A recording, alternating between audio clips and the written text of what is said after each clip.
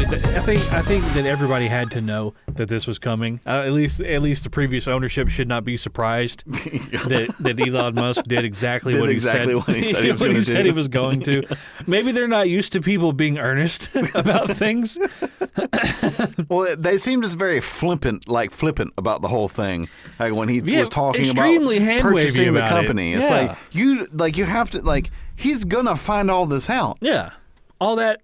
All the stuff that you've been hiding and saying that you aren't doing. It's like they didn't even bother to hide it from him. Yeah, like they just didn't purge any emails. They didn't. One of the wildest things that I've heard so far is that apparently the files that are currently getting released, I guess they were being pre-screened by general counsel for the company. Yeah, and the general counsel for the company. They set a trap because the dude pre-screening it was scrubbing it. What do you mean? He's former intelligence. Okay. So he used to work for the FBI CIA or something like that. Okay. Right. And so he still has ties with the FBI. Wesley put quotes around FBI or used to. Yeah, used to. Yeah. Not like FBI. Yeah. ISIS. So I guess Elon did something where he was putting extra spaces in some of the emails or whatever. Yeah. And when these got sent out, and they caught the guy scrubbing the files that were getting sent out to these reporters. So the previous reports have been coming out over the past week and a half. Yeah. There's additional information that they're now going to get their hands on. Oh. That they think that the FBI was telling this dude, do not release this to the general public. Oh. Ooh, yummy. So spicy. Yeah. Put it down to the ground. The funniest thing is it's for a fact, Trump is sitting there. He's like, I fucking told you. Yeah.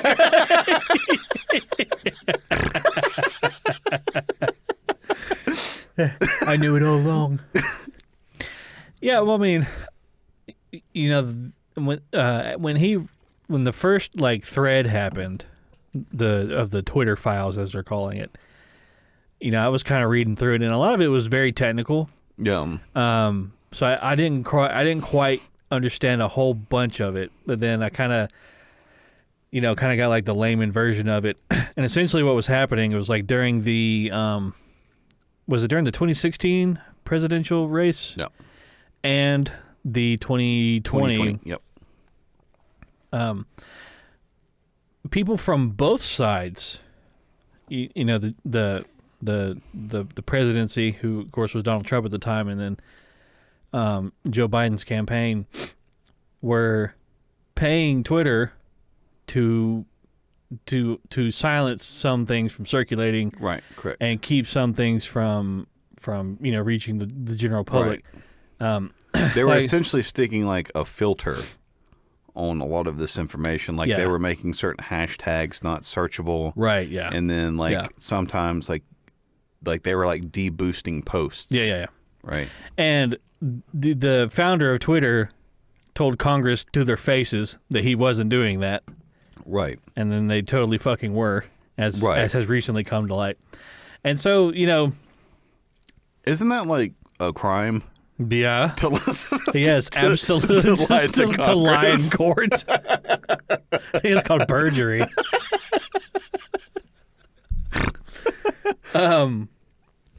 But I was, a couple of days after that first that first round of things had happened. I saw people scrambling to just do whatever mental gymnastics they needed to, right, in order to assure themselves that they were on the right side of all of this. Right. There was one guy, I don't know who he is or what. He's verified on Twitter. He had a blue check mark that he didn't pay for. Right. And he was like, oh, all these alt-right terrorists, and he just, he's shooting out all these buzzwords that he loves. He's like, all these alt-right terrorists are just loving this. He was like, They caught a bunch of us lying. Yeah. Oh, you love this, don't you? Well, the thing was he was like this isn't a suppression of the First Amendment by Joe Biden because he wasn't in office at the time. Donald Trump was. So even though they were both doing it, Donald Trump is the only one who can get in trouble for it. And I was like, okay, even if that's true, what makes you think that when Joe Biden became president, he's like, we're not going to do that anymore. He stopped doing that. We're just, that thing. We're better than that. Yeah. The fuck he's like, well, I'm not going to do it as president. Yeah. Good God.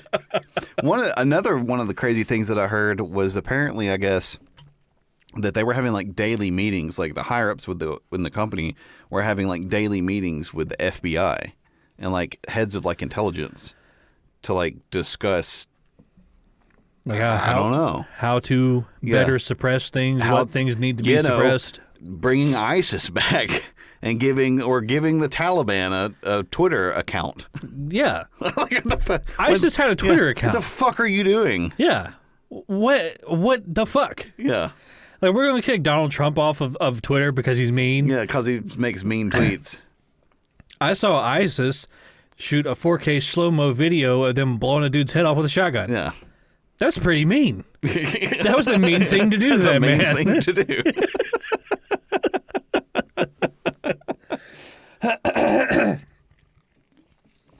Yeah, I guess the thing that, and like, you can still not like Trump and then look at what was going on. Plenty of reasons to not like that. Yeah, right. Yeah. And still look at Twitter and go like, what the fuck are you doing? Yeah. Like, what made you think that any of this was a good idea? Yeah. The thing that really doesn't sit right with me is just the dishonesty. Right. And all the just fucking ball-faced lying that they did to everyone. Right. And here's something to think on. Chew on this for a minute. If Twitter's doing it, yeah, what makes you think? Who else, is there anyone that's not doing it? Right. Twitter's just the first one to get caught. Right. With their fucking pants down. Facebook has done it. Oh, yeah. Reddit's doing it. Anybody? Reddit's definitely doing it. Reddit's 100% doing it. Yeah, I'm surprised they haven't come out and told us that they're doing it. Right. Well, it's like, I don't understand how they could have been just so like pshaw about the whole thing and like when they're selling the company. Like, this is coming. Yeah, that skeleton's in the closet. What do you think? Have you done this self-talk so much that you think like Elon's this idiot? Like, he's really fucking smart. He's going to figure out what you've been doing. Like, you've convinced yourself that you're not going to get caught. Yeah. The skeleton's not even in the closet. It's like lounging on the sofa. It's just like outside of the closet, and you've drug it halfway across the room. Like, Elon walked in and was like, what's this about? Yeah, right. What the fuck is going on here? And like, Barry, you're too stupid to understand. Stupid alt-right, right-winger, fucking white male, fucking beep boop, beep boop.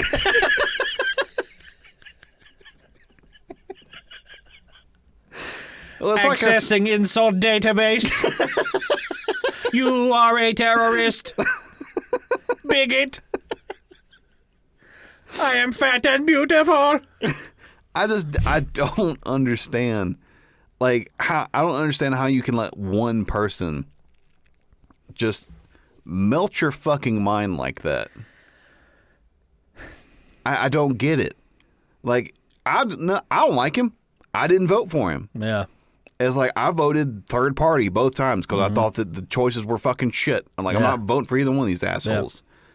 Yeah. It's like, but there's absolutely no way that I could let one individual melt my fucking brain like that so badly. Yeah. That like I'm willing to like overlook all of like this nonsense. Yeah. Like, cause there can be nonsense over here and then still be nonsense over here. Yeah. Just because this nonsense is really nonsense doesn't mean that this is no longer existing. Right. Like, the problems can exist in multiple places at once. Right. It'd be like... They often do. Yeah, it'd be like if you blew a tire on the side of the interstate and then, like, I don't know. There was a polar bear. Right, exactly. And then your radiator blew up. You're like, man, that tire's a real issue. Yeah, so pissed off about this fucking tire. There's like an asteroid coming towards the Earth. What am I gonna do about my fucking tire?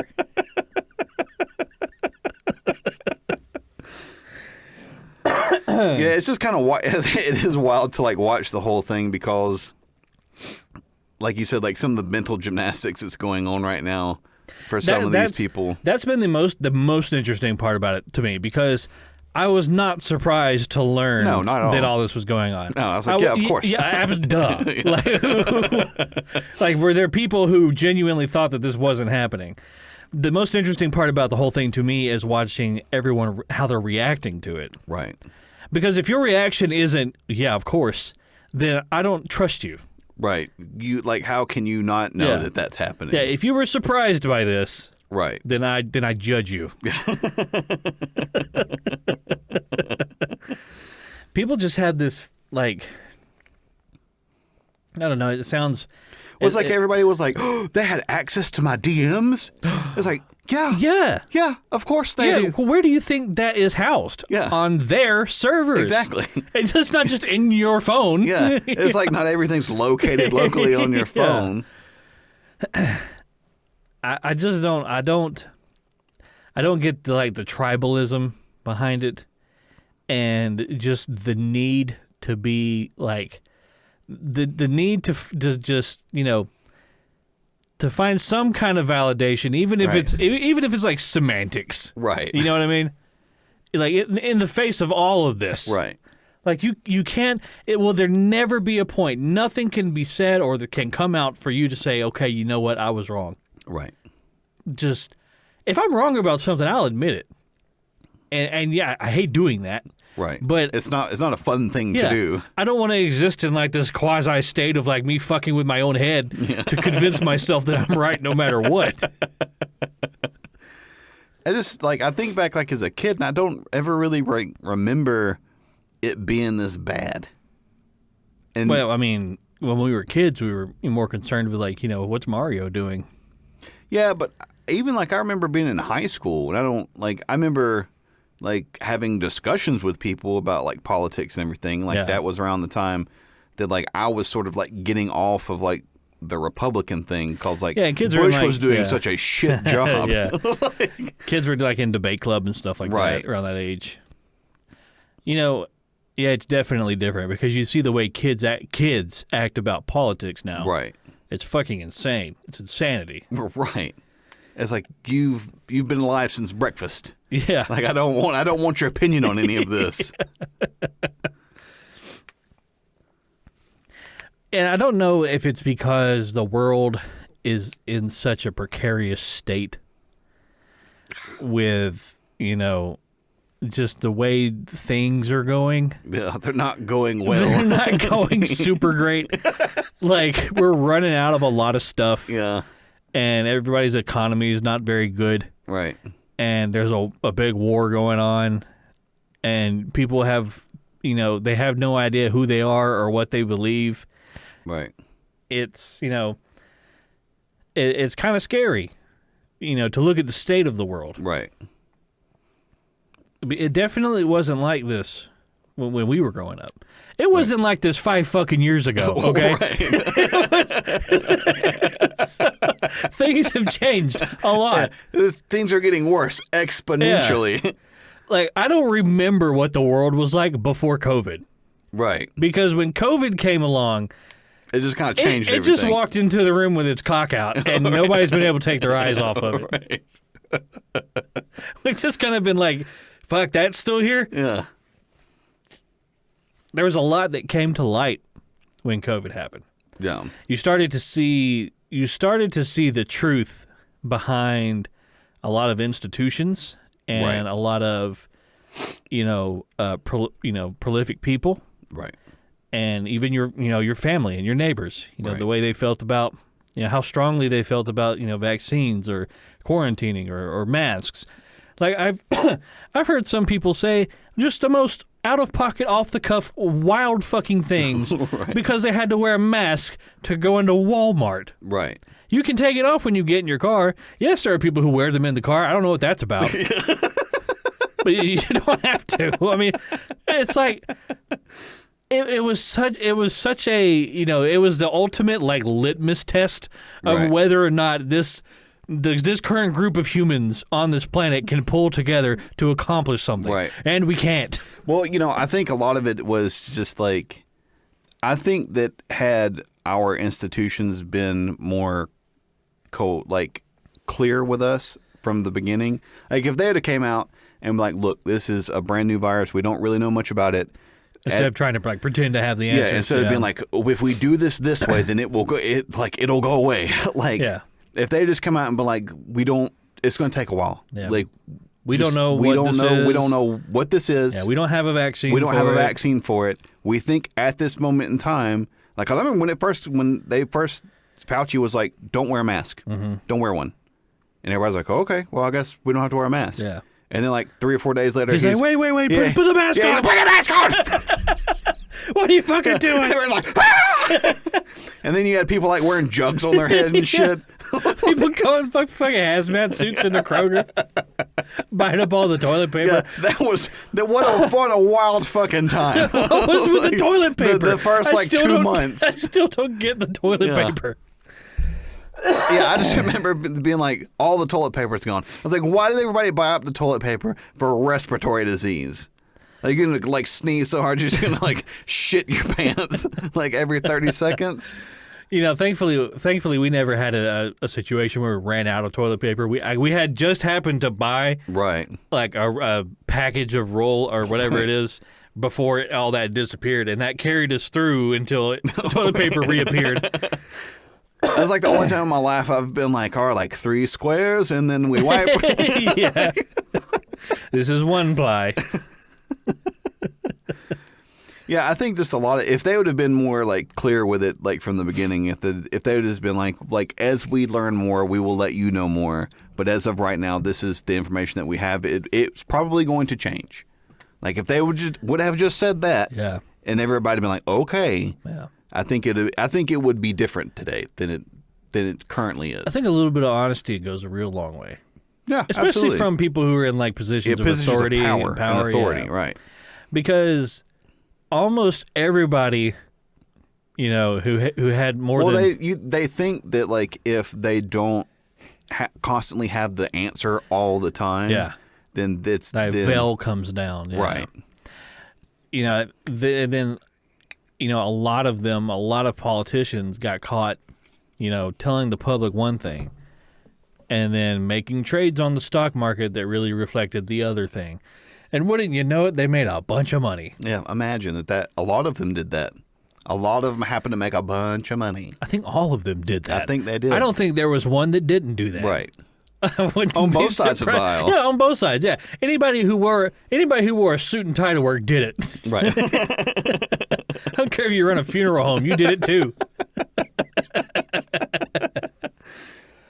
Fucking Nancy Pelosi's husband. Well, I mean, you know, and for them to come out, like, it started with Trump when they started printing all that money. Well, it's like what in the past like 3 or 4 years, like 80% of all the money that's currently in circulation has been printed in the last couple of years. Yep. That's a fucking wild statistic. Yeah. And I'm pretty sure we probably talked about this before, but it's when you print that much money, the people that are not good at getting money at playing this particular game, which is get as much money as you can, they're not going to all of a sudden get a whole bunch of money. Yeah. Just because there's more available. They're still going to get a little bit of money. Yeah. Because they're not good at playing this game. And the people that are good at playing the game at getting a whole bunch of money, now that you just put a whole bunch of money out into like the free market, out into the world, they're going to suck all of it up. Yeah. Oh, this is mine. Right. It's like when you play Monopoly. Mm-hmm. It's like there's people who are really good at playing Monopoly Mary. And people that are really bad at playing Monopoly. I have never once beaten Mary in Monopoly. And we've played a bunch of times. And she beats the shit out of me every single time. Right. And it really kind of reflects my ability to make money in real life. Right. Well, I mean, I mean, like, there's a lot more stuff that goes into it. It also includes like your level of education and like your ability and willingness to work. Yeah. So your fucking property taxes. Yeah, your property taxes. You know, you have there's this, you know, if you kind of think about your financial your financial situation as like a human body. Mine's not doing so hot. There's all these like lashes and lesions all over your body that are always going to be hemorrhaging money. It's being sucked out of you all the time. Right. You can't stop it. Yeah. Think of your financial situation as a leper. Yeah, pretty much. And you got people who fucking, you know, can abuse the tax codes because they have the money to do that. Right. You know, they go, I can hide my money over here. I can hide it over there. And then, you know, I can just, I'm so rich because I don't pay taxes. Right. Not that, well, fuck, if I didn't pay taxes, I'd have at least 22% more money than I do. Right. And that makes a big difference. That's a big difference. That's a lot of fucking money.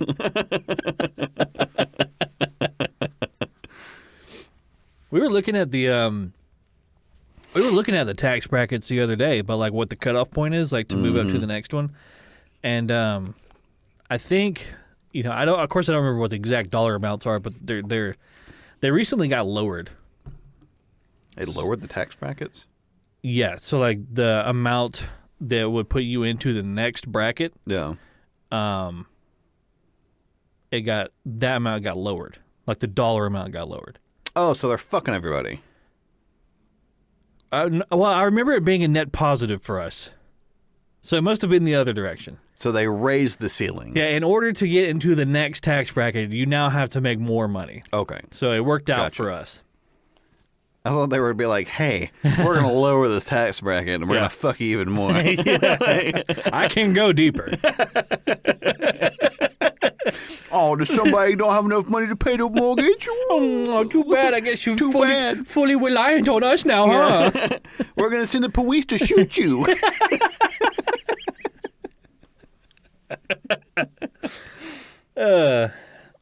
Yeah, police, you're poor. Bam. So, yeah, it was, I think Mary and I are in the 22%. Yeah.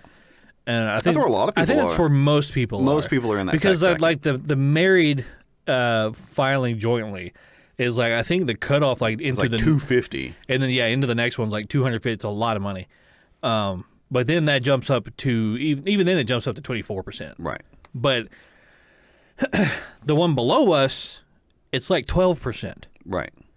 And I was thinking about that. I was like, that's a huge jump. That's a massive fucking jump. 10% more? Right. Are you fucking insane? Right. But the way it works is like, you know, they tax once you go $1 over. That dollar gets taxed. So in simple math terms, if you it still sucks. It still fucking sucks, of course. But you know, if you say just for for simple math reasons, you make $100 a year, right? You know, and you get taxed 10%. So you give the government $10. You give the government $10. But if you make $101, you now in the next tax bracket, we'll say it's again 50%, just for simple math. You now give them $10.50. Right. It's not all of a sudden 50% more, because if that was the case, right, that would fuck anybody who lived on that razor's edge of like tax brackets. Yeah, like because if that was the case, I'd be like, fuck you, I don't want to raise. Like you're not getting my money. Don't give me a raise. Yeah, fuck those guys. They're not getting any of my money. Yeah, unless you're gonna give me like $100,000 raise. Right. I don't want it. I don't want it. Yeah, because that's just a net negative for me. But the U.S. tax code is this fucking unwieldy, insurmountable thing that it takes an institution with 80,000 employees. Right. And guess what? You got to do it on your own. And if you fuck it up, you go to prison. You go to prison. People with guns come and take you to prison for doing bad math. There's no if it's just simple percentages. If it's just percentages. And not only that, but you know how much I owe you. Right. You know. Right. Why aren't you just telling me? Right. Why? Or why don't you just, I don't know, take it out of my check like you're fucking supposed to, and then fuck off at the end of the year. Yeah, leave me the fuck alone. Leave me the fuck alone. You piece of shit. It's because prison is incredibly lucrative. Yeah. It is incredibly Yeah, well, it costs like profitable. $65,000 a year to house an inmate in a federal penitentiary. Yeah. And who do you think's footing that bill? Me and you, pal. Yep. A&E, the channel, Yeah. or broadcasting company, whatever they are, they have a show about prison inmates. Right. It's like a reality TV show.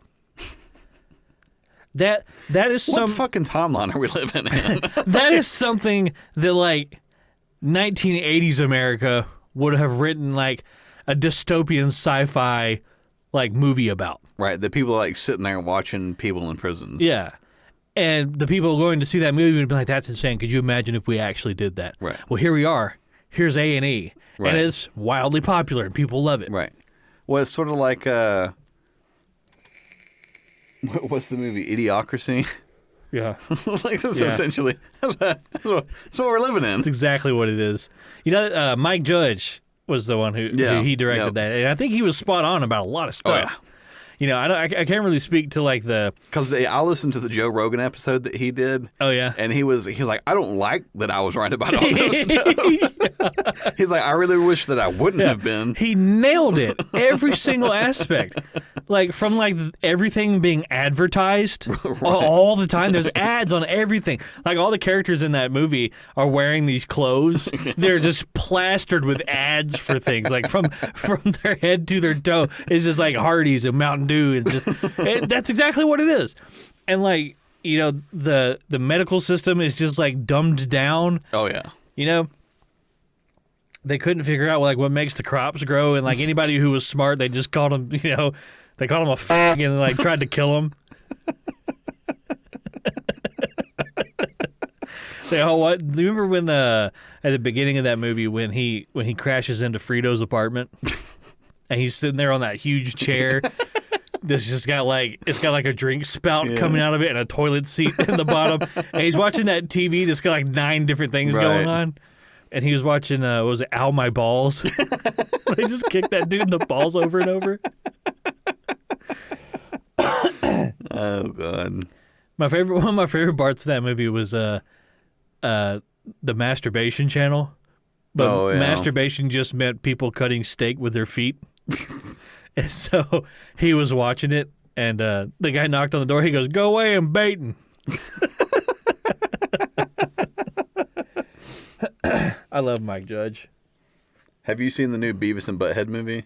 I did see it. I watched it a while back. It was fucking great. It was really good. I haven't laughed that hard in a very, very long time. And I guess I wasn't expecting too much out of it. Yeah. But 10 out of 10. Yeah. Here's to you, Mike. Congratulations, Mike Judge, yes. I like at the end of the movie when Beavis is trying to tell that woman how he feels. And like the alternate dimension Beavis like cuts him off. One of my favorite parts of that whole movie is where Butthead's like making fun of him. He's like, oh, you think of her and don't get up on her. Yeah. He's like, sometimes I think about her and like, don't get up on her.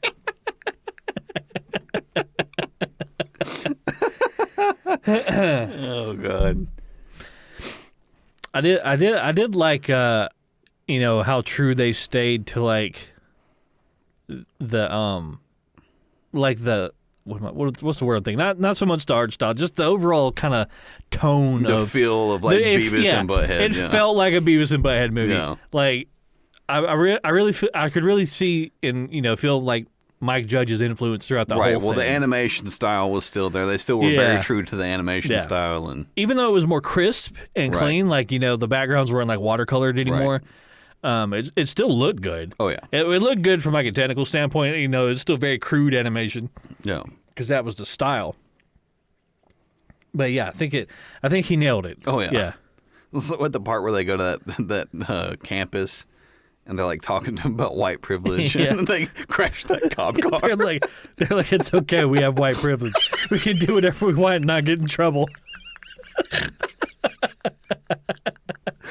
Oh, that was such a funny movie. And I think he's got some like episodes out on Paramount too. I think they released the movie, and there's like some like new Beavis and Butthead episodes that came out with that. Now I know I'm gonna watch tonight. Yeah, I haven't watched any of the new episodes, but I did watch the movie. I thought it was excellent. Yeah, it was good. Speaking of watching TV, so I don't watch a whole lot of TV anymore. No, I mean I go watch things on TV, but like streaming services and stuff. But tonight we went to Texas Roadhouse tonight. Oh yeah, that's where we were all night. Because when we got there, let's see. So when we got there and they put our name on like the wait list. No, I got the text. You're on the wait list. That text came through at 6:56 p.m. Yeah. I texted you. We just sat at 8:29 p.m. There you go. So we were there for fucking ever. But on the TV in there, they were showing like a rodeo. Mm-hmm. And the guys were doing different things like, lassoing a calf and like getting off and like hog tying and everything like that. But then they got to them like, riding the horses, like the Broncos, where they're bucking and everything. And these dudes are just getting fucking ragdolled. It's wild. And I was like, I've never really sat here and looked at this. That's one of the most insane fucking things I have ever seen a human being do. They're just like, and I'm just like, I'm looking at that like, yeah, how does your fucking neck and your back feel? Yeah, I get whiplash. Yeah. Like, if I look to the left too fast, like I'm fucked up for a couple days. I think it's sort of a young man's game. Absolutely. I think it's like early 20s. I don't think you see anybody like there's no Tom Brady's in the... There's no 45-year-olds doing that thing. And I don't think you stay young very long. No, I think you age quite quickly doing that shit. But yeah, I mean, they look like the dudes on top of these horses look like the fucking wacky inflatable arm flailing tube man. Well, there was a kid that we went to school with, Cody. Yeah, Cody. Yeah, he did it. I think he was like a professional bull rider for a little while. I don't think he does it anymore, but I don't know if he does or not.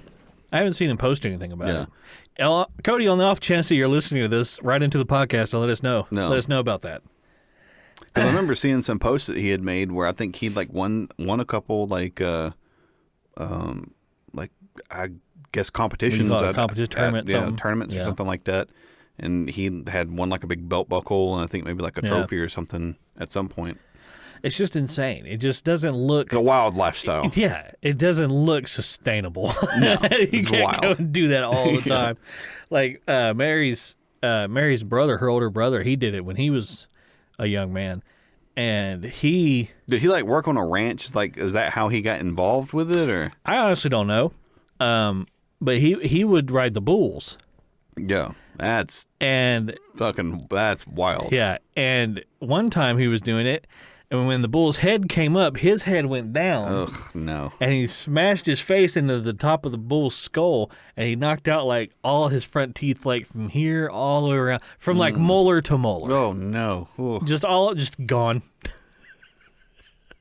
And apparently, it was like the night before prom or some shit like that. Get you some nice veneers. Yeah. Or they put like that screw in your gums. And they just like twist your new teeth on. It's like porcelain teeth. So fucking barbaric, dude. Oh, I think it was Chris that told me that the dentists have the highest suicide rates. Yeah, I've heard that before. Of like any profession or medical profession or something. And I was like, wait, they're just staring into a fucking gore hole all the time. Fucking blood, bone, and meat. Like, I can't do this anymore. You probably just go to bed thinking about it. Got that one dude's mouth today. Oh, it was fucked. Man, I know that we didn't pick one for this past week, and y'all didn't get an episode either, but... That's right. We have an episode in the pocket. You might get a double upload this week. There you go. Yeah, I've put in 60 hours this week. So. Wow. Are you salary? I am salary, but I get a utilization bonus at the end of the quarter. What is that? So they have like a bonus structure the way that they do it. So like you get X amount. Like if you utilize 80% of your work week towards like billable hours towards like projects and stuff. No. And anything that's not overhead. So anything like you'll get like they'll send a project to you and they'll say we have like 100 hours on this project that's billable. So and it's supposed to span over like 6 weeks or something like that. Yeah. So then you get those hours that you can put towards like your billable hours. Yeah. And then whatever, like it's like a tiered system. So it goes like 0 to 50, 50 to 80, 80 to like 90, and then 90 to like 105. Yeah. So this week I had like 112% utilization. Wowie. So that should be a nice little bump. Yeah, a little bit. For my utilization bonus. I'm sure the government will like it too. Oh, yeah. Yeah, I've gotten 2 bonuses so far, and I only got half of it. Oh, come on. It just makes me so mad. That's what I was doing. I was like, God damn it. God damn it. Fuck the fucking government. You and your ivory towers. Just swoop down like a fucking hawk. I got snatch my meal out of my hands. Like a fucking vulture. What a load of fucking horse shit. So yeah, I'm gonna try. I've got one sitting in the chamber, ready to go. So you'll probably get that one on Tuesday, and then you'll probably get this episode on Thursday. Is this episode 50? This is episode 50. This is episode 50. And you didn't get a guess. So.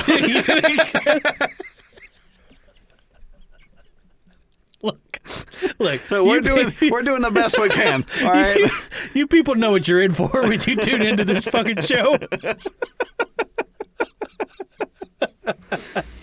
And I can't even remember where I was even going with that.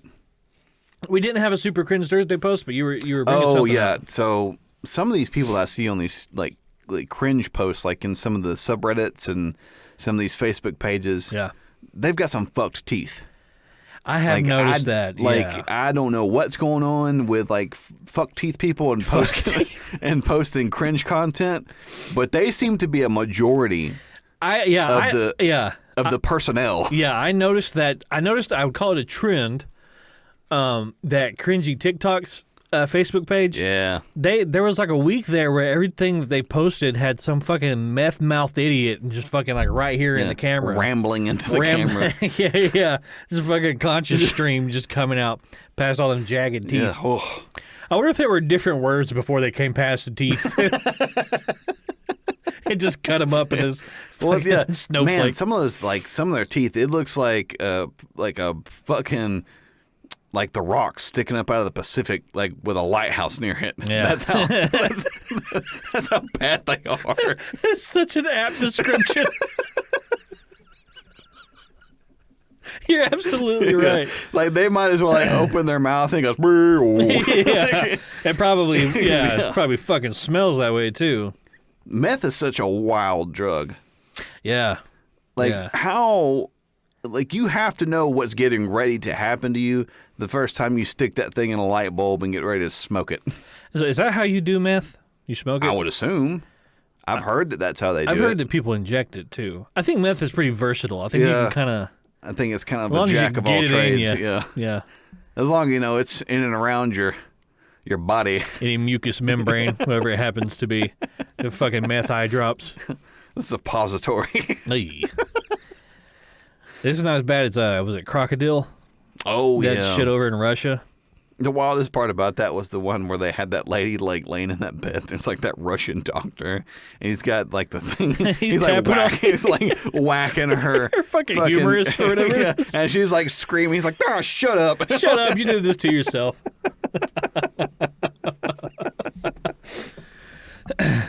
Speaking of bones, you remember that video I sent you a while back of those dudes wrestling? Oh, yeah, where they were doing the Brazilian Jiu-Jitsu or whatever it was. And that one guy had to... Oof. So I thought... the caption... It was miscaptioned. That video was miscaptioned. Was it his hip? No, it was his femur. Oh. If you can... I thought what I heard was him dislocating his hip, which is bad enough. No, it was his femur snapping. Ugh. Which is the strongest bone in your body. It's incredibly difficult to break a femur. Mm. So this video... I don't understand, like... And he did it to himself. He did it to himself. Like, I feel like you would feel the pressure building. Right. Like there would be some pain involved before it snaps. Like some alarms going off. Like we're overloading the system here.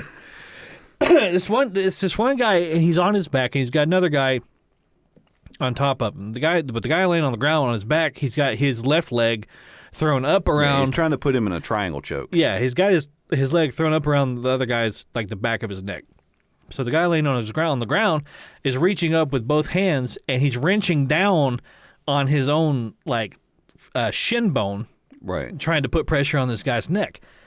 Well, he wrenches so hard that he snaps his femur, and it's so fucking loud. It sounds like a gunshot going off. Matter of fact, for your listening pleasure, here's the audio. But yeah, if you can stomach it, go back and watch that video, because you can see in his leg where he gets a second knee up here. Oof. Oof. Mm-mm. But it's so I can't help but think that you would feel something awry in a bone that's that fucking long. Like, so much pressure right here. Well, they say it's harder than concrete. What, your that femur? bone, yeah, it's harder than concrete. I'd believe it. I mean, it's, like the amount of pressure that it takes to break a femur is pretty substantial. To do it to yourself. Yeah. To break your own femur. I saw one today that was pretty wild. There was a kid. I'm assuming he was a kid, but he was getting ready to do incline dumbbell presses. So oh boy, he like picks them up and he's like going to press them, and going out to like the side? the shot. Well, the shot is like going like this, and like a profile shot. It's like kind of like at an angle, head on. Like if he was right there, yeah. Like I would be like to the side looking at him like this. So Gotcha. I see this knee going up, right? Yeah. So I see all of that, and he's already got a brace on this knee. And I don't know how he manages this. Uh-oh. But he's like pushing, and all of a sudden, his kneecap it pops out and to the side. Whoa! Yeah. What? Yeah. He's doing incline dumbbell presses? Yeah, he's what does like, his knee have to do with it? Nothing. I don't know. he like drops him and like, ah! Oh yeah, he fucking kneecap shot off to the side. Yeah, it was one of the wild. I was like, how in the world? Like, you're pressing up here, you're not applying any pressure. Yeah, you're using all arms and chest up here. Why did your knee fuck up? Right. Like, was his knee that bad to begin? He has a brace on it. Yeah. Like, I obviously, guess he needs a better brace. Like some kind of fucking RoboCop leg. Take care of that. It's like, was he like straining his legs real hard? I don't know. Knee injuries to me really freak me out because your knee is not held on by a whole lot. No. Your knee is actually like this free floating thing. It's got like, I'm pretty sure it's like attached, what they call it, the meniscus. Mm-hmm. It's attached on the top and the bottom, but it's not. You can't. It's just like a shield that goes over the where your like shin meets your femur. Yeah, that's literally all it is. You can't fuck with it too hard. Right. Really, at all. And it never gets better. Like Right. When you injure your knee, it sucks forever. It doesn't even matter if you stays bad forever. Yeah, it doesn't matter if it happens to you when you're 12 or 13 years old. That shit sucks the rest of your life. Right. You have bad knee forever now. Right. You got bad knee. Yeah, come down with a serious case of bad knee. You could use that like in your Twitter bio where everybody lists all their ailments. You know, who's the biggest victim of the week?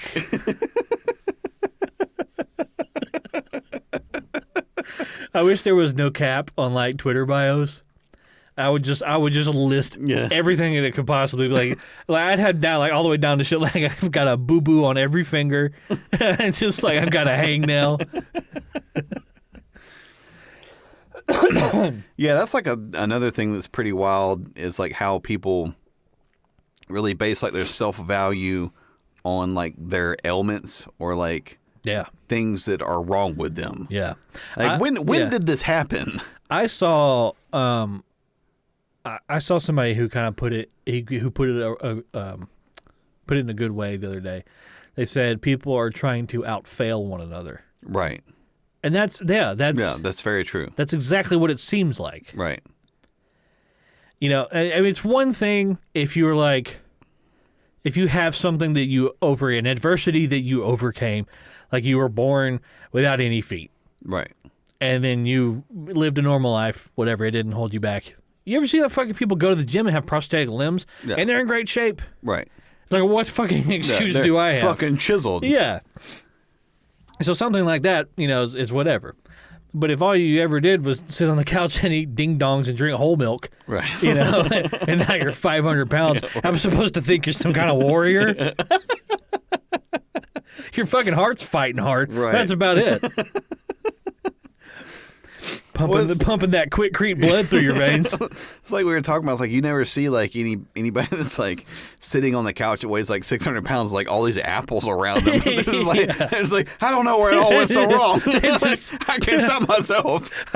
They just fall off this tree into my mouth, down to my gullet. I remember watching. It was, I don't remember what show it was. It was Spike TV, so that should tell you everything you know.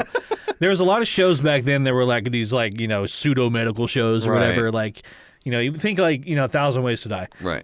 So a lot of those things will be based off of true stories, but they'll kind of like dramatize, stretch the truth a little bit just to make it more interesting for TV. And I remember that they showed this one guy.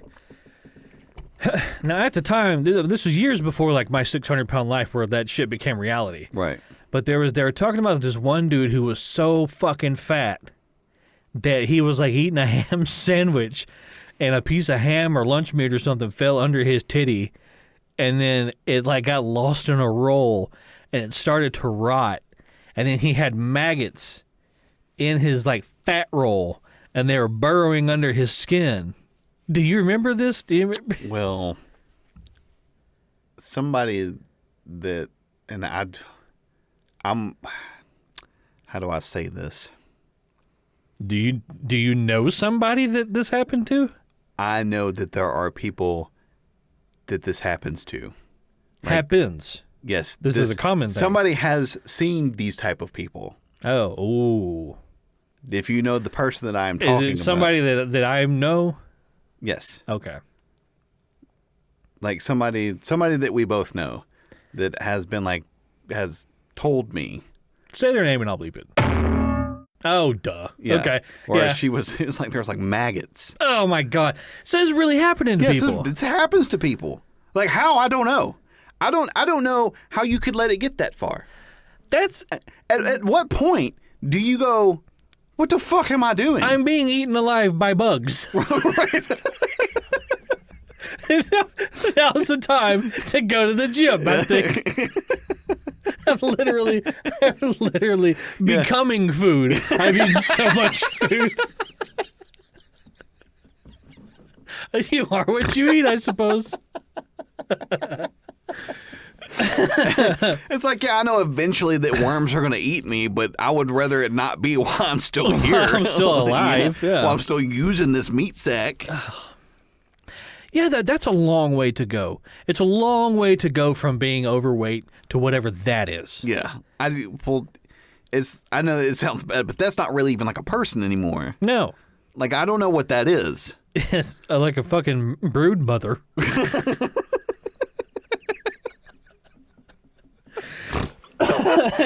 Congratulations, it's a boy. Well, it's sort of like that guy that we were talking about, that Nikocado or whatever it is. Yeah. It's like he's traveling. He's not far off. Traveling down the same path. He's not far off from that.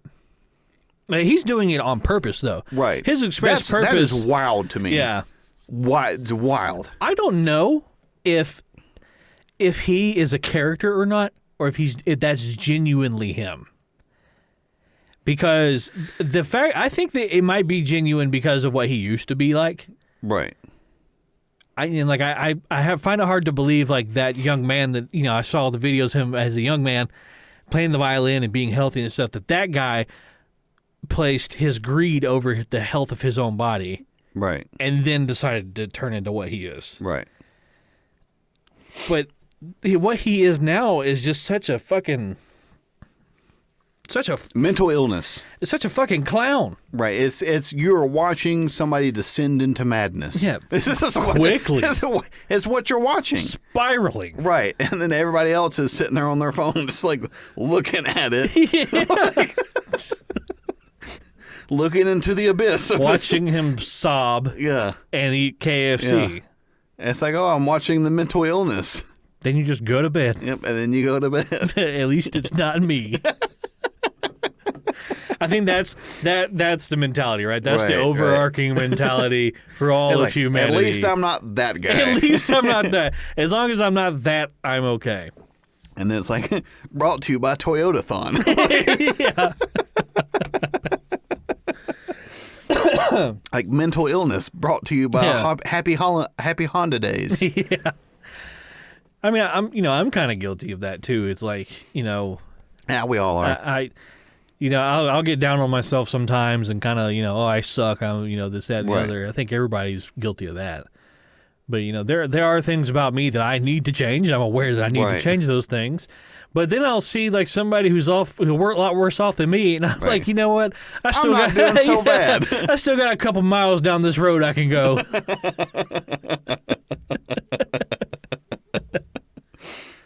It's like, at least I'm not that. Yeah, it's sort of, it's shocking, I guess. Yeah. I don't understand. And, I kind of also work in the opposite direction, too. Like, if I see somebody who's better at me than something, I will stop working to pursue that thing. Really, I don't have that. I definitely do that. I mean, like, playing bass guitar or whatever. Yeah. Like, if I'm not perfect at something the first time I ever do it, which I'm not going to be because nobody is that way. Right. I'm just like, I'm so hard on myself about it. I'm like, why can't I do this thing I've never done before? And like, why am I not perfect at everything? Right. Even though I know, I can sit here and say, yes, I realize that with, you have to practice for, decades. Right. To get to the level that some of these people are at. Right. But it's like I see somebody like fucking Victor Wooten playing bass guitar and just slapping the bass like it's fucking nothing. Right. And I'm like, well, what am I doing? It's like, well, I know I don't have to be Victor Wooten. Right. I don't have to be like that. Even to get to that kind of level of proficiency, it takes, was it like 10,000 hours or something like that? Is I think what they say. Yeah. You have to sink a lot of time into something. It has to be your life. Right. Yeah. Your main focus in your whole life. Right. It was like, I understand I don't have to be fucking Victor Wooten. Right. I don't have to be Davey 504. Right. It was like, but I don't know why seeing people being good at that thing makes me feel like I should not try to be any better. So I work in both ways. If I see somebody who's really well off, I'm like, I'm not gonna go that direction. Yeah. Where all these people who are doing great are. Right. But then I'll see this fucking freak down here. Fucking freak show. I was like, as long as he's ahead of me, I can still go this direction. I guess I kind of used to feel that way, but I think like as I've gotten older, like the more I just like, I kind of don't give a fuck anymore. Like what other people are doing. Yeah. It's like when I see other people that are like doing well, like it doesn't really bother me as much anymore. Yeah, I don't mean to sound like, not like. I hope I don't sound like I don't think like you're saying you're envious of them. Yeah, yeah. Right. But you're just like, why can't I be better? Yeah. It definitely makes me look at myself more than like look down on someone else. Right. Like there's a lot of. It's very self-reflective and not outwardly. Yeah, I'm not trying to put anybody down that's doing better than me. Like I have a lot of friends who are, who make more money than I do. Right. A lot more money than I do. And it's I've never felt like, mad about that. Yeah. Like I know people who get mad about that kind of thing. Yeah. Who will get like, well, so and so makes this amount of money. Fuck them. Yeah. I was like, well, they worked for that. Yeah. Well, it's like, and you don't even know what their finances are. So what makes you think they might be struggling? Right.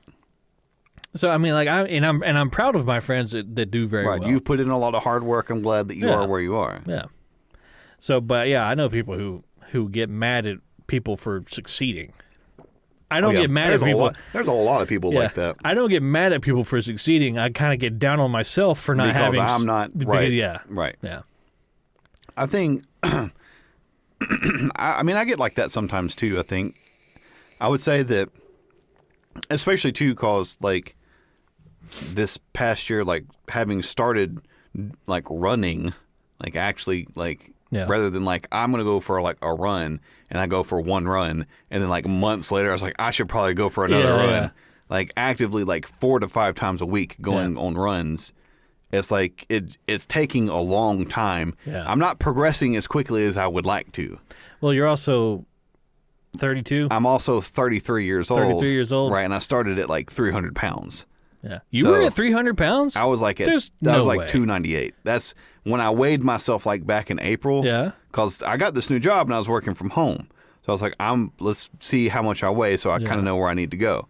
And so I weighed myself. I was at like 298. You did not look that heavy. So, and now I'm down to like 252 pounds. Oh, nice. So I've lost a lot of weight. Yeah, I can definitely tell. Yeah. So, but I noticed it the other day when we were moving that couch. Right. Yeah. It's taking a long time. It does take a long time to do it because I'm also not trying to crash diet. Yeah. I'm still like giving myself my 2,000 calories a day. Yeah. Like on most days. And then like tonight we went out to eat. So I was like, fuck it. I'm not going to track calories. Yeah.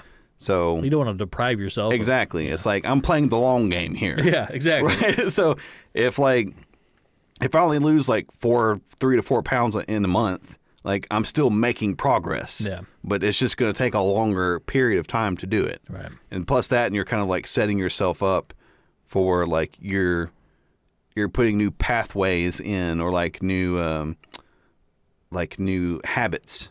Like you're creating new habits that like, I do this now. Yeah, like you can't just 180 your life completely and expect to keep that up. Exactly. Yeah. Like, so like now, it's like if I know like tomorrow I'm scheduled for my long run for the week. I'm going to go run. For me, 5 miles is a long run. Fuck. So I got to go run 5 miles tomorrow. Have fun. But I know for a fact that if I was like, nah, I'm not going to do that today. Yeah. Like I would feel, it would nag at me. Yeah. Like if I don't go do it. Yeah. Like the whole time tomorrow, like if I have something else going on, like I need to find time to go get this done. Yeah, I'm kind of the same way too. And then like, but I'm always of two minds about things. Right. Like I'm constantly battling myself. Oh yeah. About who's gonna be in control today, as far as like, is it the guy that knows we need to do this thing, or is it and is gonna do the thing, or is it the guy that knows we gotta do this thing and is not gonna do the thing? Right. It's like or I could just sit here and play video games on the couch. Yeah, there's fucking Halo Infinite's right there. It was last. Yeah, it would have been last July. Last July, I started going to the gym. Yeah. And dieting, and I wasn't going crazy with it or anything like that. Right. And I think I lost like 40 pounds. Mm-hmm. But you had lost a lot of weight. Yeah, I had lost about 40 pounds, and then I had gained. I could see noticeable muscle mass increase as well, and I was like, "Oh, I like this." Like I'm starting to kind of turn things around here. And then I remember, I had a lot of PTO scheduled off in December. Yeah. It was like 3 weeks I was going to be off from work. And Mary asked me, she was like, so you're going to be off work for 3 weeks? She was like, are you going to be off the gym for 3 weeks? And I was like, no. It's like, I'll keep going to the gym and go not fucking once. I didn't fucking go at all. And just wrecked the whole thing. I wrecked that whole bitch. I am 5 pounds lighter now than I was before I started all that back in July of last year. And and every day since like December of last year, I've been like, I need to go back to the gym. I need to go back to the gym. And I know like just fucking. There's two of me. There's one guy who's like, you gotta go do the thing, right? And the other guy's like, don't do the thing, right? It's like I know that once I go there, I go to the gym. It's right down the fucking street. Right. I just gotta just go. Yeah. And I just I'm fighting myself. But the moment that I get there and I get into my routine and everything, I'll feel so much better. Right. And I know that. But I'm still right here. You have to make the barrier for entry so fucking low that there's no excuse. Yeah. It's like, for me now, the barrier of entry is like, put your shoes on and open the door. It's like, I'm so good at finding excuses to not do the things that I need to do. And I don't know why that is. I'm not sure what all that's about. No. But it's like, how did I find the motivation last year to do that? And I kept up with it for a real long time. See, and my big thing has always been like, I have never really lacked motivation for like going out and being active and doing things. Yeah. My lack of motivation has always been food. Oh yeah. Like I don't want to track anything, and I want to eat what I want to fucking eat. Yeah. And well, I mean, it's really hard Yeah. to like do anything when you're consuming 4,000 to 5,000 calories a day of just whatever the fuck it is you want to eat. It's crazy how fast that number will go up. Right. Like if since I've been tracking it, I'm like, oh my God. Yeah. Yeah. Like I was totally wrong about how many calories I was taking in. Yeah. Like how much are these tacos El Pastor? Like, maybe 500 calories. Like, oh no. No. Like you're talking like 1,100 calories. Yeah. Like over half your daily intake Right. at dinner. And you've been eating all day. It's sort of like the other day, like I had cooked us some steak. So I cooked like a 12-ounce New York strip. Yeah. And I put it into the app because I have an app that I track it on because I'm also trying to make sure I'm eating enough protein. Yeah. Are you tracking your macros too? I'm tracking macros too. Yeah. So like I'm trying to really prioritize protein. Yeah. Because you can get more out of that. Yeah. Like you can eat more of that than like if you just eat some rice or something, right? So I like put it in there, and it was like, 92 grams of protein. And I was like, oh hell yeah! And then like I looked at the calories, and it was like 938 calories. I was like, whoa! From a 12-ounce fucking from a 12-ounce New York strip. Good God Almighty! I was like, holy shit! Yeah, those calories just sit there, man. Yeah. They're Well, there. I mean, you gotta burn them off. Right. But most of the time, usually what I'll try to do is like I try to save dinner for my big meal. So like if I go for like a 5-mile run, like the clocks it is about like 900 calories that I burn. So I'll usually like do like the elliptical in the morning, and I'll go for like if I'm scheduled for a run that day, then I'll go for a run. Yeah. So I've got about plus my steps that it counts because I use Google Fit in the background. Yeah. So it's counting my steps too and then calculating that. So on a good day, I can burn, quote unquote, about 1,500 calories. So is that your deficit? You're at a 1,500 calorie deficit? Well, that's how many calories I'm burning throughout the day, not counting like whatever your body naturally burns, which is 2,000. Oh, okay. Right? I gotcha. Yeah. So I'm burning 3,500 calories on a good day. So what's your deficit look like normally? My deficit is usually around 900 calories a day. That's pretty steep. So, but I'm trying to eat enough. Like Yeah. I'm like, I have all this output. Yeah. But I'm also trying to eat a lot. Like it doesn't matter. At a certain point, it doesn't matter how high your deficit is as long as you took in Right, what you exactly. need to take And I'm in, trying to make sure I'm taking in like, I'm eating a lot of protein. I'm eating like apparently like, a baked potato. Like as long as you're not like putting a whole bunch of like butter and sour cream and cheese shit and on bacon that. bits. Yeah. Cheese, you would be amazed. Cheese will fuck you up, dude. Right. Cheese is fucking wild. I remember when I was tracking calories, I was like, I can't have cheese ever. Yeah.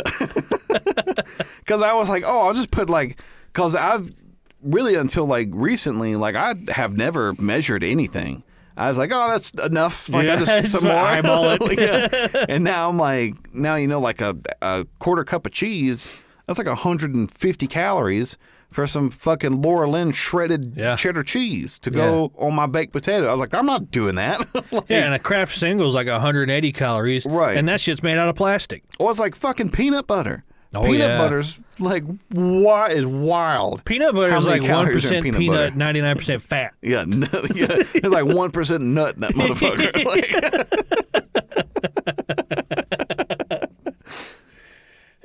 Yeah, you would be surprised like how calorie dense, some things are. You wouldn't think they would be. Right. Like, I was tracking, when I was all into it, going to the gym and everything like that. It was crazy because all my YouTube videos at the time were like fitness videos. Right. And like, so Noel would pop up a bunch. Yeah. And he had a lot of videos talking about like diet and things like Right. that. And he was like, when you're tracking your calories, make sure you're tracking what you're cooking your food in. Right. He was like, so if you take 3 tablespoons of olive oil and you cook something in that, you have to account for the calories Right. that are in that olive oil. And olive oil is extremely calorie dense. Right. It's like 180 calories in a tablespoon. Right. That's fucking nuts. That's insane. Right. That's a lot. And it's like, God, I gotta keep track of that. I just cooked it. Yeah. Now you're just like, oh fuck, I can't eat that. I can eat it. you know, It's like you look at everything else, like, it's trying to kill me. yeah, everything's trying to kill me. You know, you know, when we were over in Italy, everybody walks everywhere. Right. You So know. they're burning a lot of calories just by walking. Yeah, you'd be surprised how many. You know, if you're just walking, that's a huge thing. Right. You know, think about like if I have to go to work, you know, I go down to my car and I drive all the way to my office, Right. and then I sit in my office chair and I drive back home. Right. Like I took a total of like, I don't know, 150 steps today. Right. And sometimes I'll get to work and I'll be so busy I won't even get up out of my chair. Oh yeah, Because I got so much shit I gotta do. Yeah, other than like this past week, like other than me like taking my lunch, I'm taking my lunch break. Yeah. And I'm going to go for a run. Yeah. Like there are no steps. Like because as soon as I sit down and that mouse starts clicking, that's it. That's all she wrote. But for a lot of a lot of Europeans over there though, I mean, you walk to work. Yep. You go and you walk somewhere for lunch, and then you walk back to the office and you walk back home. So you've burned, I don't know, 400, 500 calories just from walking on top of the 2,000 that you burned just from existing. Right. And, over here, though, I mean, like, you don't really walk anywhere. You drive everywhere. Right. And all the places you go to get food, you drive up to the food. Right. The food goes in your car and it drives away with you. And the food that you drive up to is really bad for you. Right. And you would be amazed, too, like, even like if you just start going for walks, like your concept of how far a mile is really changes. Oh, yeah. Because like I'll be driving and I'll be like, oh, that's about a mile. Mm. Like as where before I'm like, I don't know how fucking far a mile is. I can't visualize that. I can't visualize that. Yeah. But like if you run a lot of miles, you're like, oh yeah, I know exactly how fucking far that is. I think like most like like tracks that go around like a football field. Yeah, that's like what 1/8 of a mile is typically the standard. So a mile it's like 1,609 meters. So you'd have to go around. I know it's 5,280 feet. Right. So you'd have to go around 4 times plus 9 more meters. Like that's what. So it's not like an even. Right. Cut, that's most time it's like they're like 1,600. That's a mile. Yeah. Like, be done with it. So, yeah. But yeah, it's 9 more meters past what that fourth lap would be. Yeah.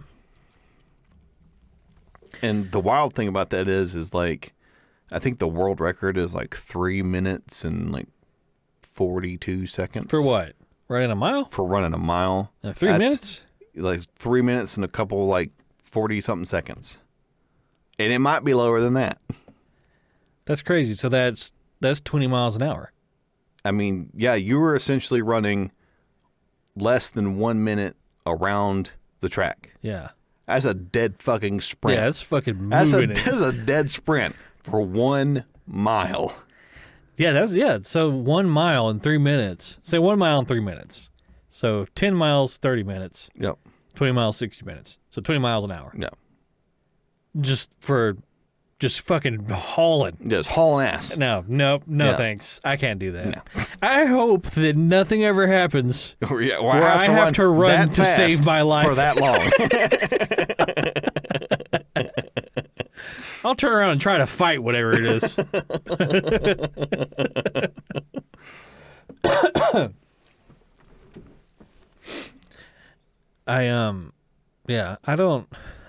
I've never been much on running. Yeah. Ever. Because it has always fucked my knees up. Right. It hurts my knees. Like, even when I was a little kid. Like, I don't know if it's just because I'm flat-footed and bow-legged and knock-kneed and whatever the fuck probably that, too, is. and you didn't have the correct fucking shoes to run in. Could be that. Yeah. But, yeah, so when I was going to the gym, my thing was the elliptical, just because it was way easier on my joints. I like the elliptical. Plus that, and I can watch TV. I don't really have to. Yeah. And I don't like walking on a treadmill. I feel like I can't walk in a straight line on a treadmill. Right. I feel like I'm constantly ping-ponging. You know which one really fucking sucks? Is the fucking stair climber. Oh, yeah. Yeah. That thing it'll fuck you up. When we went to Amalfi, one of the things we did there was we went up to like a lemon orchard. Mm-hmm. We did like this tasting or whatever. But when we landed and we walked over to like the area where we were meeting the tour guide, he was like, okay, we're going to go all the way up this cliff here. You're like, oh, we are. I'm like looking up at it like this, so where we're going. Yeah. He said it's about 200 steps up this fucking mountain. Yeah. Okay. And I was like, oh, well, that's not so bad. But it's like steps like this. Right. And they're carved out of stone out of the side of the mountain. So some of them are like this, some are like this, some are like this little thing. And then I was like, but there was like a halfway point where they let us stop. And I was just like, oh my fucking God. I'm going to die. It's just like, what fresh hell is this? Yeah. And he was like, yeah, we walk all the way up here and we get a big box of lemons and we bring them down to the port and we unload them and then we walk back up and we get another box of lemons. He was like, it's really hard to find help. He's like, I bet it is. I was like, can you make like a pulley system or something? Yeah. Like a guy lowers it down. He's and like, nah. Run up there and grab another box of lemons. Like, how about you fuck yourself? Fucking quads are on fire, man. Somebody's like passed out on the steps. There was like two old people with us too, and I was like, how are they gonna fucking not just get up here and just fucking crumble into dust? Well, apparently there was a guy that I guess ran all the way up Everest. What the fuck does that mean? He ran up Everest. He was wearing shorts and running, and he just ran right up to the top and then ran back down. Like ran past all the cadavers and yeah. Like you could find a picture online. Like there's a dude like standing there with like a jacket on and some like lobster claw gloves. That's insanity. And, like in shorts and like his Brooks. Don't you have like people who climb up Everest have to have like an oxygen tank? That guy didn't. Because there's like no air up there. He's like, I'm better than you. Just imagine like being in a group. Like with some fucking like, oh, there's fucking Dave. Yeah, like fucking like trudging up this mountain with a Sherpa and he's barely making it. You know, he lives there, and this fucking asshole comes running by in booty shorts. What a fucking flex, dude. You know about the corpses on Everest, right? There's like 300 of them up there. Yeah, there's like it's too. And they can't get them down. Yeah, it's like it's too dangerous to go up there and try to retrieve them. So they just fucking leave the dead people up there. Don't do. Yeah, they'll talk about people who like go and they make that trek. You'll just like walk past like a like fucking gnarled like dead gray man just dead in the fucking snow. There he is. Yep. For all of eternity. Yep, and there he shall remain. Until the ice caps melt and he fucking like washes down. Just slides down the side.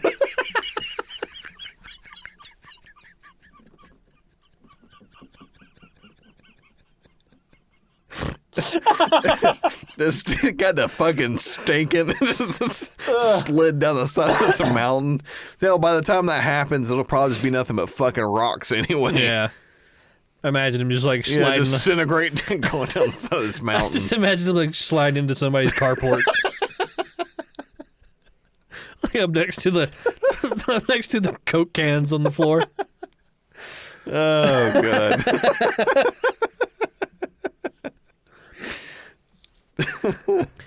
I've seen pictures of like people who will walk from one end of the Appalachian Trail to the other. Mm-hmm. And then there's what's the one on the West Coast? Is it the Pacific? It's the Pacific something Trail. Yeah, the one like goes up through like Oregon, like Northern California and all that. Yeah. Right? Yeah. I think. But people will take like before and after photos. No. Of like when they started the trail and when they ended, and they're down like 80 pounds.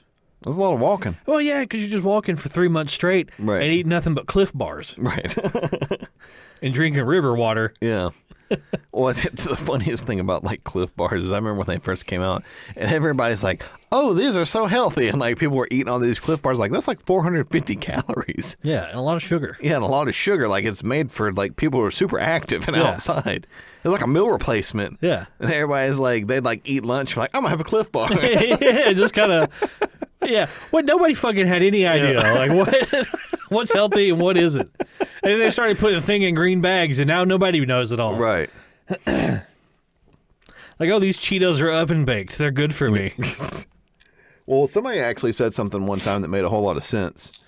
They said, if you are like shopping to like for like healthy foods, like as long as you don't go in the middle of the store, like you can't go wrong. Because, like, on the outside of the store is all the fruit Yeah. and all the vegetables and then all the meat and all the dairy products. Yeah. And, like, the eggs and all that stuff. He's like, and all the shit that's in the middle is all, he's like, it's not, it's like, it's not really even food. It's just products. Yeah. Like, you're just consuming products. Yeah. He's like, it's not food. Just brands. It's brands. I'm consuming this brand. It's just, do you like sugar in the red box or do you like sugar in the yellow box? Yeah, exactly. Well, I think the issue is,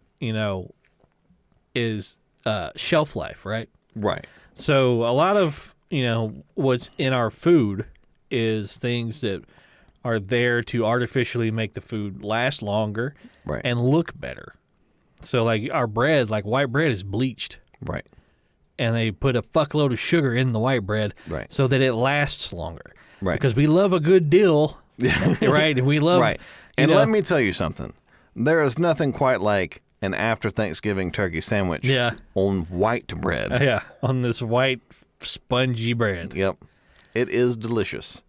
And I don't want it on any fucking oat grain bread, none of that bullshit. None of that real shit. Yeah.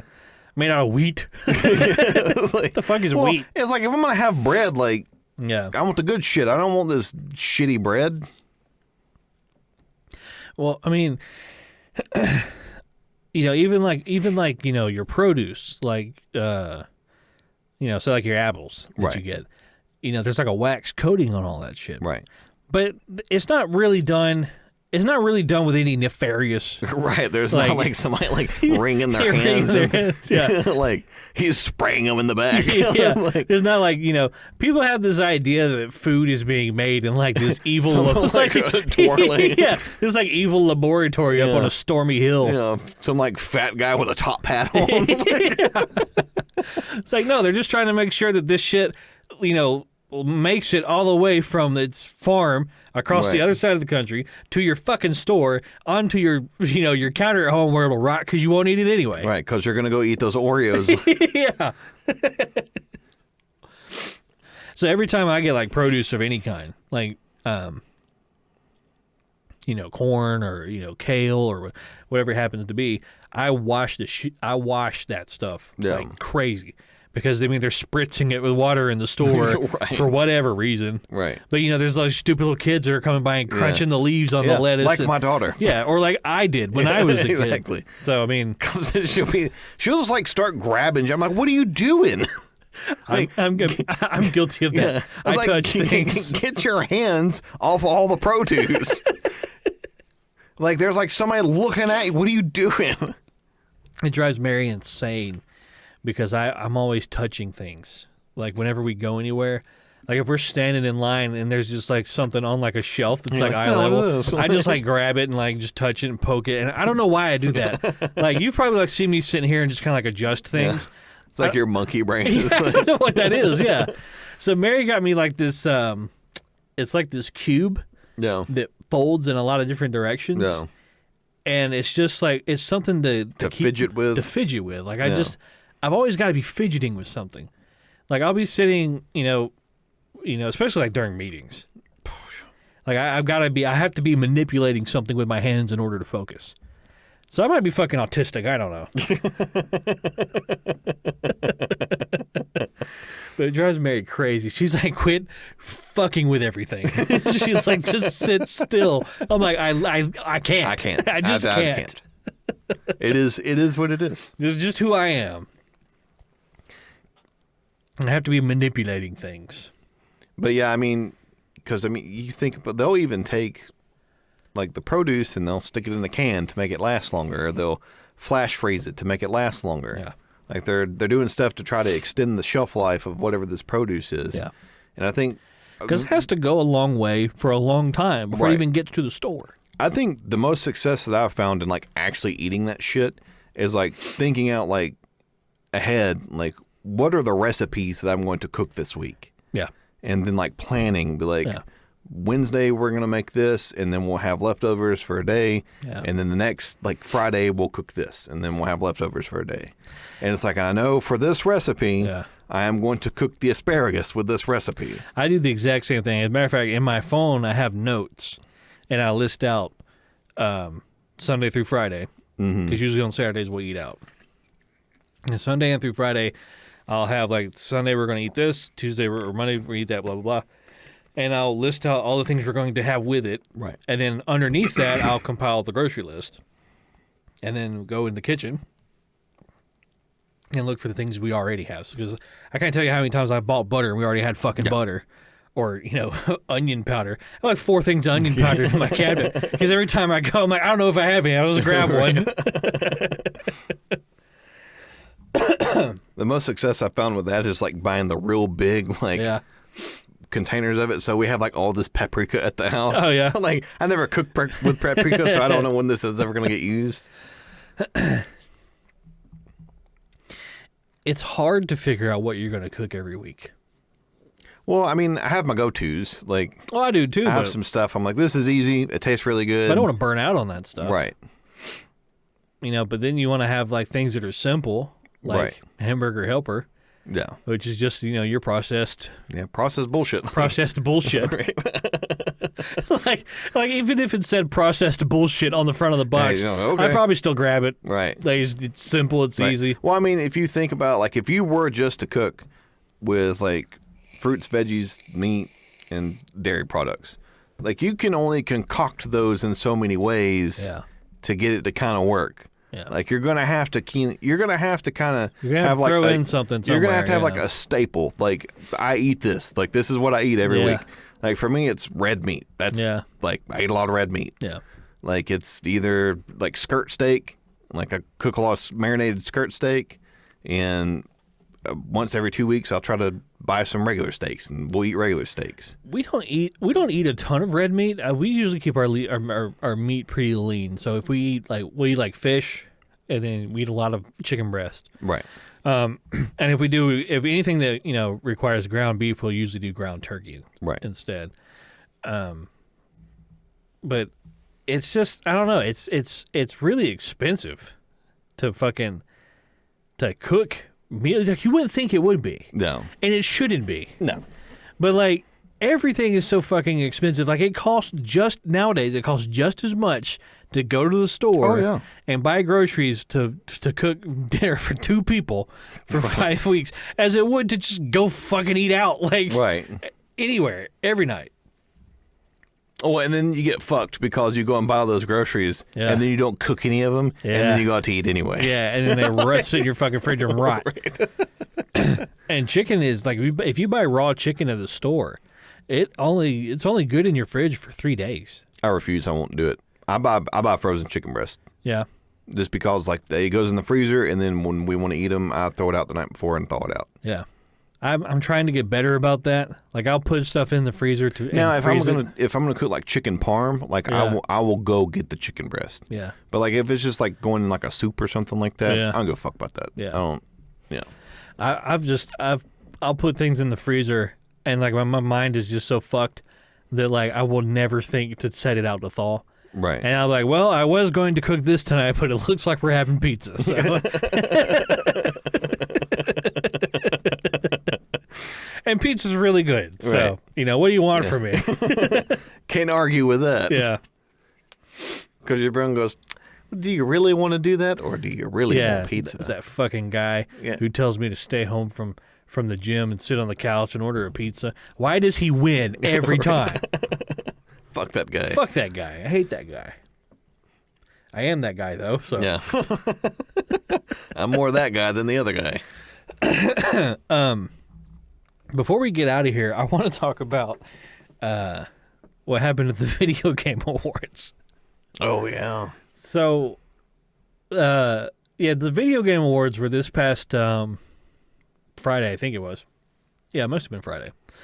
And they go, who had the best soundtrack, who had the best performances, had the best graphics, blah, blah. And Game of the Year went to Elden Ring. And Elden Ring is a Japanese developed game, so all of like the dev team and everybody who went up to receive the award was like 4 or 5 Japanese dudes. Yeah. And the lead dev or whatever, or the creative director, whoever he is, he gave a speech And, there was a guy translating or whatever. And he kept it short and concise and everything. It was probably about a minute and a half long. And they're going to walk off stage, and the production team is, they're bringing up the music, to play them off stage. And this kid just appears. Like from behind the group of people who were standing there. And I say kid, he was 15 years old. Right. He walks up to the mic, and he's like this French kid or something. And he just grabs the mic. He goes, "Hey, my turn. I would like to nominate this award to my Reformed Orthodox Rabbi, Bill Clinton. Thank you." And there's this silence, and the audience starts clapping. It was so fucking out of nowhere. And I didn't know that had happened. Yeah. And I went on YouTube and I was watching clips of the show. Mm-hmm. And I was watching, I think his name was Miyazaki. I was watching Miyazaki receive the award and everything. And then that kid did that. And I was like, even I was like, what? Wait, what? Wait a second. What? Did he say something about Bill Clinton? And I rewinded it a bunch of times. And I was like, who is this? And I went and started looking at the comments. Nobody was really saying anything about it. No. I was like, am I going fucking crazy? Right. And I hopped on Twitter, and of course, it's all anybody was talking about. Well, what happened was they announced the winners, the winner of Game of the Year, and all the different guys on the team start standing up out of their seats to walk up on stage. Well, that kid, he got out of his seat.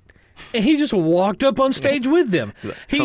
My time to shine. Yeah, he even shook a dude's hand and tapped another guy on the back as they're walking up on stage. And he's just standing there behind them while they're giving a speech. And you don't notice him the first time. Right. I didn't notice him the first time. And it was like, I don't know, it's hilarious that he did that. Right. It's a great troll. It's infamous now. But also, what a huge flub on security's part. Oh, yeah. What a massive flub on security's part. Because thank God all that kid wanted to do was get up there and say something about Bill Clinton. Right. And he didn't have a fucking, vest bomb or a knife, and he didn't stab Miyazaki in the side or some shit. Well, I don't know how he got up there with those massive balls. Yeah, just drug him right up the steps, man. Because for him to get up and just be have the confidence of just be like, yeah, I belong here, and nobody questioned it. That's exactly what it was. That just goes to show you that as long as you do something confidently, the people aren't going to question you. People are like, okay, well, I guess he belongs there. It was like these, 5 40-year-old Asian men and this one 15-year-old white kid. And nobody questioned him standing there. It's so funny to watch the video of the tracking shot of Miyazaki coming up to walk up to the stage, and it's panning over, and you see the kid coming down the aisle here he comes. Just a boy with a dream in his heart. Award shows are so wild. There's so many wild things that happen in award shows. Like people getting slapped. Yeah. Or was it the VMAs where Kanye got up there and snatched the mic away from Taylor Swift? Or what's the guy that plays Borat? Oh, Sacha Baron Cohen. Yeah. Where they dropped him from the ceiling. He zip-lined his nutsack into Eminem's face. That video is so fucking funny because it's just the camera zooms in on Eminem's face and it's just Sasha's crotch right here, and Eminem's like, "Get the fuck off of me!"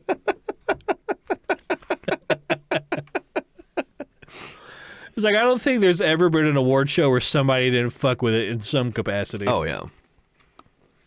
Was it the Oscars that Ricky Gervais got up there and fucking railroaded everyone? Yeah. It's funny because, you see, all the different, shots of, people when he's doing it. And I was like, Tom Hanks was like... Yeah, Tom Hanks is like... Yeah. And then Adam Driver's like... yeah, Adam Driver, who was a Marine. He's like, I fucking love this.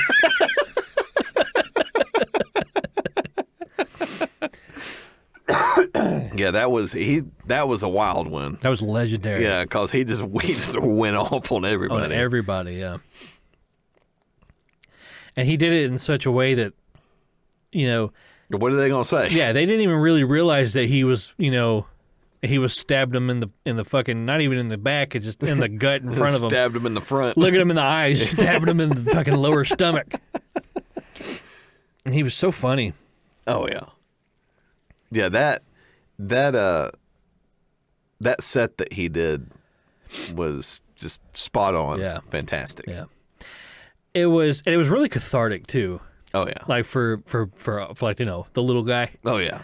To see somebody just stand up in front of all of them and just tell them what they needed to hear. Just be like, people know. Yeah, we all know what's going on. We all know what's going on here. And it was funny how many of them in the crowd were applauding it. Yeah.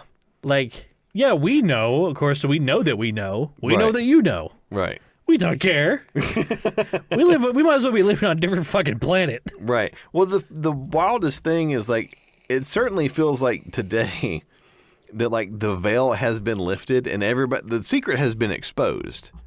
Right? Yeah, and where it's kind of in this, like, now what? Yeah, right. Stage. It's sort of like when WWE was, like, trying to, like, skirt around, like, the tax system. Yeah. Like, where they were, like, a sport but entertainment. Yeah. And essentially, like, they came out and was like, wrestling is fake, and they pretty much said it's fake so that they could get the tax exemption. And everybody kind of went, yeah. like, are people still going to watch it? Yeah. They are. Okay, Yep. we're good. Okay, we're good. Yeah. Like, I feel like that's sort of where we're at right now. They Like, watch it fervently. yeah, like the veil has been lifted. Now we're just kind of seeing what the reaction is. Exactly. Who's going to take action? Right. Yeah. I still think about the fact that, Jeffrey Epstein kept a log of everybody who came to that island, when they did it, and probably why they did it. Right. And the FBI has that information, Yeah. and no one has been indicted. Yeah. Not a single fucking person. Somebody made a pretty good point the other day. They said that Jeffrey Epstein and Ghislaine Maxwell are the only two people that have ever been arrested for human sex trafficking where they didn't traffic to anyone. Yeah. It's like, so if they didn't traffic to anyone, Why were they under arrest? then why are they under arrest? Yeah. So- Do you think that was just to appease the public? Or are they building a case, do you think? I don't know what they could possibly be doing with that information. I mean, if Is it just so fucking sensitive that the whole world will come crashing down? I don't really give a fuck. Yeah, I don't really care. I really want to don't know. care. Right. And the funny thing is like the other day I was like looking at Autumn. I was like, I might not see the collapse of civilization, but I think she will. I think you will. Yeah. Yeah. I think you will.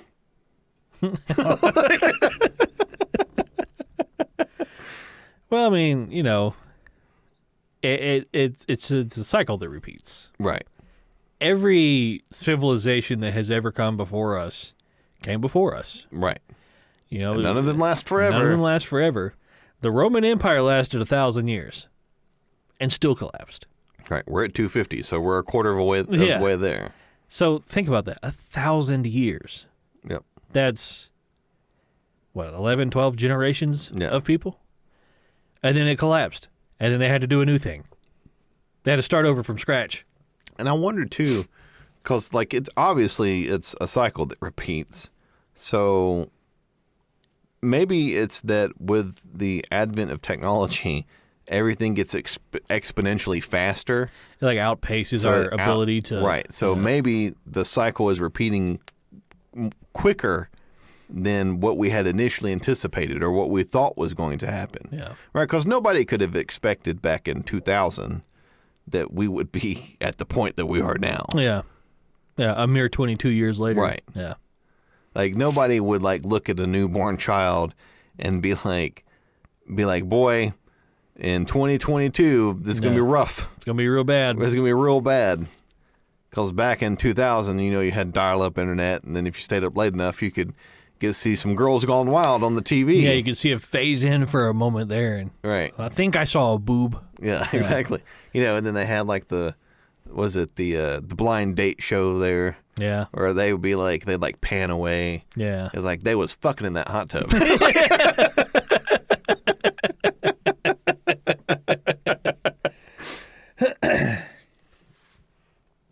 Yeah, it's how readily available so much damaging content is. Just at your fucking fingertips. And maybe that's what it is. Maybe it's always been that, and I would tend to think this, is that all governments are just corrupt imbeciles. Like, they're run by idiots. Well, they're run by people. Yeah, they're run by the worst of the worst. Yeah. And like they're incompetent assholes. Yeah. They can't do anything other than make laws and tell other people what to do. Yeah. That's really all they can do. So it's like, of course, you're not going to get the cream of the crop going up there and like dealing. Well, because it takes a very specific person to want to go do that anyway. Exactly. Right. Yeah. So the people who are naturally attracted to that position are going to be psychopaths. Right. Exactly. So they're probably going to be more apt to maybe, I don't know, fly to Fuck Island. Yeah. Yeah. And take part in some really shady shit. Yeah, whatever the hell eyes wide shut thing's going on over there with children. Right. And we know that they did it, and there's a book with names, right. and nothing has happened. Right. Well, was it a fucking old Alex Jones over there? Yeah.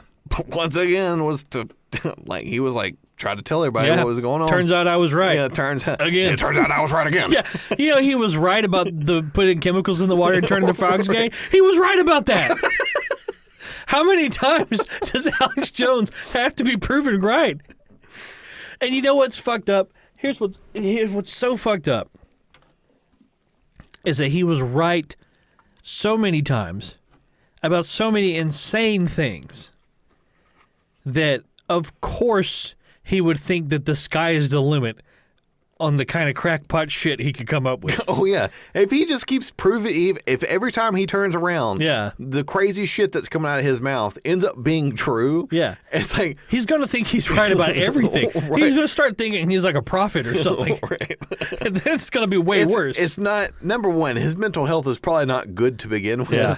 So just for his sake... Him continuing to be proven right on everything, pretty much, it's not helping the situation. It's not helping the situation, y'all. Y'all are going to have to stop proving Alex Jones right. Well, it's sort of like, was it the thing that he did where at Bohemian Grove, where he was like trying to tell everybody that they were worshiping some owl god? I haven't heard of that. Look into that. I haven't heard of that. That's fucking wild. Were people worshiping an owl god? Yeah, like they... Like they light this effigy on fire like in the redwood forest. Yeah. And they're all wearing like these like bird masks and shit. Yeah. There's probably some fucking going on. Of course. There's always some degree of fuckery. Yeah, right. People are putting their dicks in shit.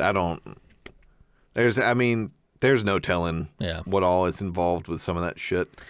I cannot believe that he was ordered to pay the families of the... It was like, what was like $900 billion? Yeah, almost $1 trillion. It might as well be $1 trillion at that point. Yeah. What do you think you're going to get that? Yeah. Well, how much money do you think Alex Jones is making? He's been deplatformed on everything. Right. It's like, kind of like, regardless of how much you hate him, it's like, I don't understand like where that number came from. Yeah, that's an unreal. Yeah. He couldn't have done $1 trillion worth of damage. No. To anything. No. This is Alex Jones we're talking about. Right. I understand that what he did was fucked up. To say that all these people's kids dying in a mass shooting was a false flag by the government. These people have children who actually got shot to death. That did happen to these people. So it's kind of fucked up for you to go around espousing that. But did it really cost almost $1 trillion worth in damages? The only thing I can think is that he's had the government caught with their pants down so many times. Oh, they're trying to make an example an example out of him. That's the only thing I can think. Yeah, they can't. They want to grab his fucking neck, but they can't. They just can't outright do that yet. It's like that scene from I Am Legend where he's standing on the other side of that glass and all the fucking ape things are like just fucking staring him down, They want to get him so fucking...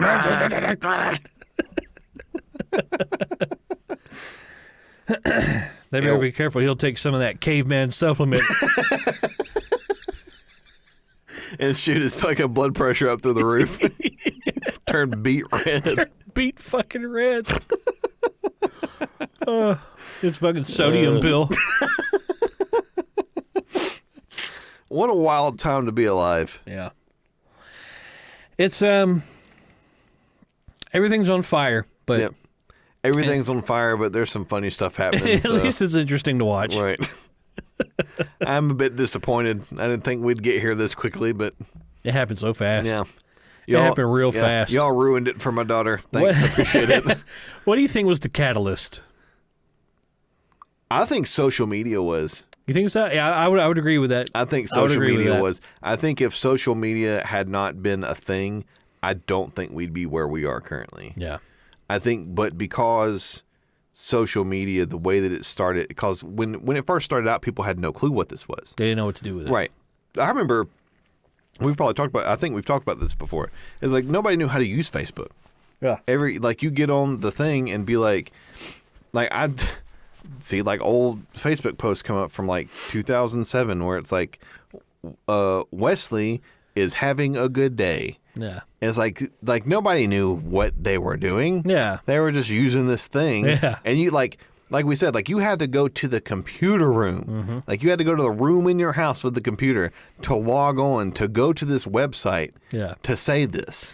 And it might as well be surgically implanted into your fucking brain now. Right. How attached you are to it. Right. So just like whatever stream of consciousness Yeah. like you have just spills out into this phone and like Yeah. there's no filter and people become so attached to getting the likes and the responds Watching and the number go up. and watching the number go The up. monkey brain really likes to watch the number go up. Right. Yeah. And then so like it just kind of got bastardized and then here we are. Yep. Now it's the hate machine. Yeah, the hate machine. Log into the hate machine. And like you said, the veil's been lifted and the walls are coming down and things are being exposed and people are starting to see what's actually going on. Right. And we're waiting for something to happen about it. Yeah. Well, it's like we were talking about with the Twitter files going Yeah. on. It's like we all kind of knew it was happening. Yeah. It's like, but now that it's like out in the open, it's like, well, now What do we do with this? what do we do with this information? Yeah. It's like, what's the correct response with this? At the very least, you can feel validated knowing that you were right. Right. We can all know what it feels to be like Alex Jones and not be $1 trillion in debt to the court system. He'll just file bankruptcy and it'll all go away. Yeah. What is that? What You know, the wildest thing is that your federally backed student loans never go away. They will never go away. You can file for bankruptcy and they will not go away. Those are there permanent. They are there permanently to the day you fucking die Wow. if you don't pay them off. And then they probably get pawned off Yeah. on somebody else. Fuck you, pay me. Fuck you, pay me. That's essentially what the federal government has said. The federal government is like this OnlyFans girl that we're all subscribed to, and she just won't fuck us the way we want to be fucked. You're getting pegged. Yeah, you're getting begged. Oh, we're doing anal tonight.